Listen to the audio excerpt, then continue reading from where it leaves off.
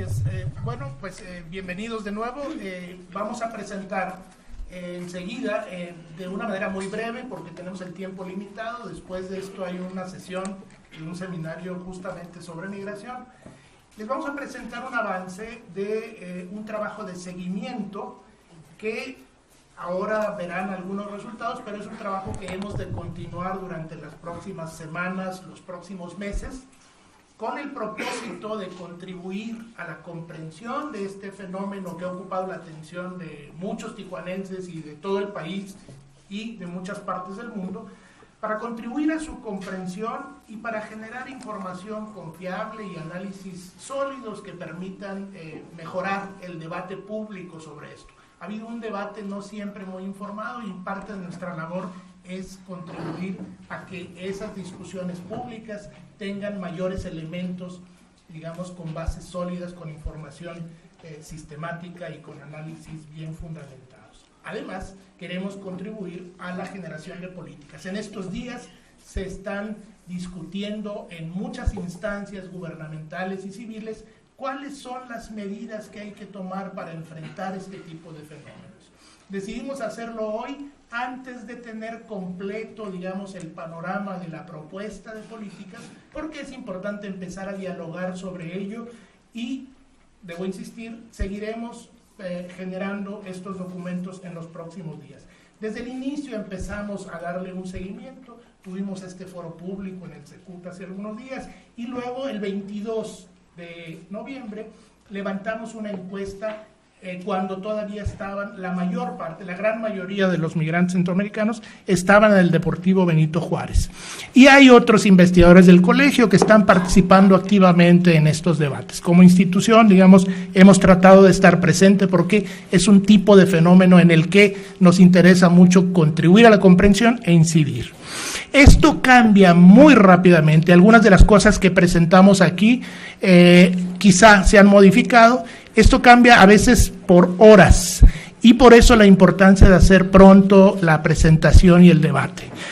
Cambia por horas y sin embargo, por la razón también exactamente contraria, es importante hacer este tipo de trabajos. Porque evoluciona rapidísimo, pero también es un fenómeno que se va a quedar aquí entre nosotros por mucho tiempo. Mientras no cambien las condiciones estructurales de la expulsión de migrantes desde el sur, y por lo pronto no hay muchos visos de que vaya a cambiar rápidamente, esto va a continuar de una o de otra forma. Y mientras no cambie la condición fronteriza de esta ciudad, ¿no? Esta combinación entre los factores de exclusión y la condición fronteriza hace que sea Tijuana un lugar particularmente sensible a este tipo de fenómenos. Por lo tanto, pues, insisto en agradecerles mucho su presencia ahora y les daré la palabra a mis colegas, a algunos de los colegas del grupo de investigación, no todos participan en la presentación, pero les daremos, insisto, es un esbozo de lo que estamos haciendo para continuar esta conversación con ustedes y continuar en este diagnóstico y en esta generación de propuestas que nos ocupa a tantos. A partir de lo que sabemos hasta ahora y de los datos que hemos presentado aquí, ¿cuáles son los escenarios que podemos prever? Uno primero muy evidente es es decir, ¿qué esperan los migrantes y por lo tanto qué escenarios podemos prever respecto de este fenómeno migratorio? El primero se refiere a la solicitud de asilo en los Estados Unidos. Como ya mencionaba Yetza, la gran mayoría, su intención explícita es cruzar a los Estados Unidos, aunque más del 50% que expresaron esto lo tenían como una idea genérica, muchas veces muy vaga. Es decir, no sabían exactamente cómo, pero querían cruzar a los Estados Unidos o digamos que no lo explicitaban en todo caso. Quienes dijeron que lo querían hacer a través de la solicitud de asilo son poco más del 20%. El 22 de noviembre, esto es importante porque van a ir cambiando conforme continuemos el monitoreo, seguramente estos datos van a cambiar. Como lo sabemos, las condiciones legales para obtener el asilo en los Estados Unidos son muy restrictivas, implican largas temporadas de espera, tanto en México como en Estados Unidos, y lo más probable, digamos, en términos de probabilidad estadística, es que haya al final un rechazo. Ya lo mencionó Gabriel. Hoy día hay una lista de 5,000 personas en espera aquí en la garita de San Isidro, por lo que, digamos, la posibilidad de cruce por esta vía es muy restringida. El segundo escenario se refiere a la solicitud de refugio, la condición de refugiado. En México, en los últimos años, México ha tenido un incremento notable de las solicitudes de refugio y por esa misma razón, digamos que está sobresaturado el proceso de admisión, el proceso de regularización, es muy tardado en la actualidad, llega hasta 6 meses o más la espera. En este caso específico hay un tratamiento, digamos una vertiente en la que los solicitantes pueden obtener una tarjeta de visitante por razones humanitarias y un CURP que les permite trabajar y acceder a los servicios en la ciudad. Esta es una de los mecanismos clave para una adecuada inserción de los migrantes y seguramente el número de solicitantes de asilo va a ser un número más alto en la medida en que las otras opciones se vayan disipando. Aquí el papel del Servicio Nacional del Empleo y del Instituto Nacional de Migración es fundamental. El tercer escenario es muy ligado al anterior, es el de la búsqueda de residencia y trabajo. Si se ligan estos dos escenarios, realmente puede, digamos, darse atención adecuada a esta población. El día 22 de noviembre, insisto en que es en ese día, la quinta parte ya de la población migrante, de los migrantes de la caravana, habían expresado la intención de quedarse en Tijuana, un 21%. Esto seguramente se ha incrementado en estos días y en el próximo levantamiento daremos cuenta de ese cambio. Un dato relevante aquí es que hasta el viernes, o sea, el 30 de noviembre, hace 4 o 5 días, aproximadamente 1,500 personas habían hecho solicitud en la Feria del Empleo organizada por la Secretaría del Trabajo. 1,500, probablemente ya anden en 2,000 personas las que han solicitado empleo. Entonces, digamos, esto es muy importante en términos de la dinámica del grupo y las expectativas de estos migrantes. El cuarto escenario es el de regreso, ya sea voluntario o forzado a su país de origen. Desde hace ya más de una semana iniciaron los retornos, algunos voluntarios. Según el Instituto Nacional de Migración, al día de ayer, lunes, había ya 600 retornos registrados. Y también la encuesta de migración internacional en la frontera sur, la EMIF del COLEF, ha registrado que entre las personas devueltas durante el mes de noviembre hay un 10% de personas que habían participado en alguno u otro momento de las caravanas. Es decir, esta parte de población de vuelta, de retorno, digamos, va a ir creciendo también.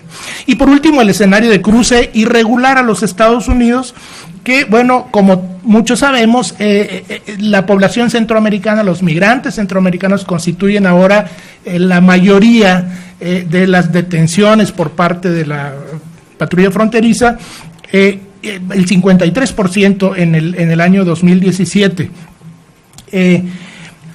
Y se trata de una población muy vulnerable por el largo trayecto, por el hecho de tener que contratar, la gran mayoría de ellos, según la EMIF otra vez, casi el 80% de los centroamericanos que han sido devueltos por la patrulla fronteriza, por los Estados Unidos, por las autoridades de Estados Unidos, han tenido que contratar coyotes para cruzar y tienen que gastar en promedio unos $5,000. Entonces, por persona. Entonces, es un trayecto muy peligroso en México, es alto la probabilidad de ser devueltos y es muy costoso para esta población, pero bueno, digamos, es un fenómeno que incluso en estos días varias personas han, digamos, comentado, vecinos de playas, algunos observadores, que se está dando el fenómeno, se están saltando la barda muchas personas, intentando muy probablemente ser aprendidas de aquel lado con la expectativa, con la esperanza de que así podrán solicitar el asilo. Entonces, bueno, el intento de cruce irregular es otro de los escenarios. De esto, para terminar, lo que nosotros, digamos, hemos esbozado, insisto en la palabra, es un esbozo de lo que estaremos trabajando en los próximos días. Son una serie de propuestas de acción en 5 líneas de intervención. Una es, evidentemente, el tema de la salud. Tenemos a una población de varios miles de personas expuestas a riesgos distintos. Ustedes en el documento podrán ver de manera más pormenorizada el tipo de riesgos, pero el principal está asociado a las condiciones poco higiénicas de los albergues, el hacinamiento. Y bueno, nuestra premisa es que es importante considerar que la atención a la salud de estas poblaciones no atenta, digamos, no amenaza la capacidad de atención que tiene la ciudad. El número, aunque es muy espectacular y cuando están juntos se ven muchos, en términos de la capacidad de atención de servicios de salud, no es, digamos, es manejable para la ciudad. Y aquí lo que describimos en las líneas de acción se centra o enfatiza priorizar la atención primaria y buscar la integración paulatina de esta población en los esquemas de salud existentes. En cuanto a la seguridad, nuestro punto de partida principal es, se trata de una población que no amenaza la seguridad pública de la ciudad. Digamos, esta idea hay que repetirla, hay que documentarla, hay que mostrarla con evidencia. No es una amenaza a la seguridad pública, pero sí tiene implicaciones para la seguridad. ¿Cómo atender desde el punto de vista de la seguridad pública? Porque, bueno, implica un esfuerzo adicional de las fuerzas de seguridad y esto requiere una reorganización de prioridades y tareas que genera algunos tipos, digamos, de riesgos para la propia población migrante, para la población de Tijuana. Es un tema delicadísimo porque implica, digamos, dimensionar y caracterizar muy bien el tipo de riesgo y no pensar que se trata directamente de una amenaza a la seguridad pública. Hay una serie de consideraciones sobre esto y una serie de propuestas específicas acerca de cómo se puede tratar el tema de la seguridad asociada al fenómeno del arribo masivo de migrantes. Un tema muy importante, la tercera línea de acción que estamos esbozando es el de la coordinación institucional. Como ya se señaló en un par de presentaciones, en los primeros días de este fenómeno, y a pesar de que teníamos muchos antecedentes como ciudad, como comunidad, en los medios, etcétera, a pesar de ello hubo una descoordinación tremenda. Es decir, parte de las expresiones de inquietud y de hostilidad de la población tijuanense seguramente tienen que ver con la descoordinación